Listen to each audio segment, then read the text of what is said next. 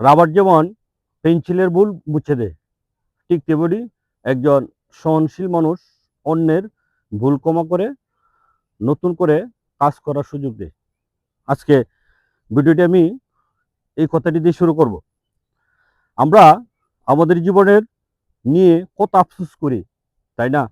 কিন্তু কখনো কি ভেবে দেখেছেন এই একটি সাধারণ রাবার আমাদের জীবনে কত বড় সত্য শিখিয়ে যায়? 1711 সালে কবি আলেকজান্ডার ফুপ তার বিখ্যাত কবিতা লিখেছিলেন, ভুল করা মানুষের স্বভাব, ক্ষমা করা মহৎ গুণ। এই রাবারটি ঠিক সেই কাজটি করে। সে অতীত ভুল মুছে ফেলে মানুষকে একটা নতুন শুরু করে সুযোগ দেয়। মানুষও হিসেবেও মানুষ হিসেবে আমাদের উচিত অন্যের ভুল ক্ষমা করে এগিয়ে যাওয়া।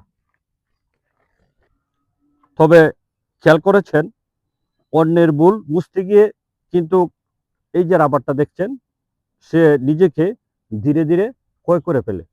এই যে রাবারটা দেখতে পাচ্ছেন, আমরা যখন আমাদের খাতা লিখি তখন লেখাগুলো মুছি, তখন আস্তে আস্তে সে আসলে কহে ছোট হয়ে যায়।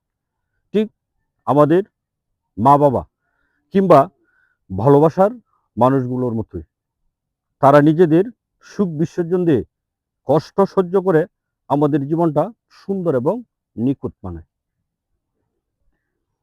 জীবন কখনো ভুলের জায়গায় থেমে থাকে না। ভুল শুধরে নিয়ে নতুন করে লেখার নামই জীবন। আপনার জীবনে এমন কে আছে যিনি রাবারের মতো আপনাকে আগলে রেখেছে?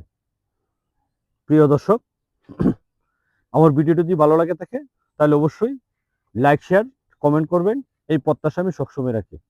আর আমার চ্যানেলটির নাম হচ্ছে safa.com এবং ফেসবুক পেজ হচ্ছে safa.com। ফলো এবং সাবস্ক্রাইব করবেন, এই আশা প্রত্যাশা আমি সবসময় রাখি। আল্লাহ হাফেজ।